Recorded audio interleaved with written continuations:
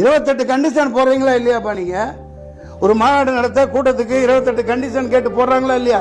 எந்த கட்சிக்காவது போட்டாங்களா? எந்த கட்சிக்காவது போட்டாங்களா இது வரைக்கும்? அதே மாதிரி 28,000 போலீஸ் 2,000 போலீஸ் அங்க நிக்கணும்ல. அதே முட்டுச்சந்தையில கொடுத்துருக்கீங்க. 4 லட்சம் பேர் கூடுறான்னு தெரியுது இல்லையா? அப்புறம் ஏன் முட்டுச்சந்தைக்குள்ள அனுப்புறீங்க? பயங்கரமா பள்ளம் தோண்டி வச்சுட்டு 500 குண்டர்களுக்கு மேல பயங்கரமான ரவுடிகளை எத்தனை கத்தி குத்து பண்ணான்னு தெரியல. நான் சொல்லல, இந்த மக்கள் சொல்லிட்டு இருக்காங்க, வந்துட்டு இருக்கு. பாத்தீங்களா இல்லையா? அன்னைக்கே உடனே போஸ்ட்மார்ட்டம் பண்ணி உடனே போச்சு முடிச்சாச்சு. ஏன்டா அப்படி வச்சிருந்தா எங்க குத்துப்பட்டிருக்கு என்னென்ன நடந்திருக்குன்னு தெரிஞ்சிடும். புதுசா ஒருத்தர் மாறா, சரி வரட்டும் பாரு, நாங்க பெரும் பழம்புரிங்க தானே நின்று சமாளி. இந்த மாதிரி சொந்த மக்களை ஏன் கொள்ற? சொந்த மக்களை பக்கத்து தெருவில் வாழ்றவன அந்த ஊர்க்காரனை கொன்னுட்டு வேஷம் போட்டு தெரியுறிய, வெக்கமா இல்லை உங்களுக்கு? அதே தான் சொல்றேன். இப்ப அவர் வராம இருந்திருந்தா என்ன சொன்னீங்க?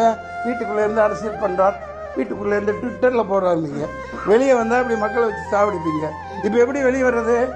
யார் பாதுகாப்புல வர்றது?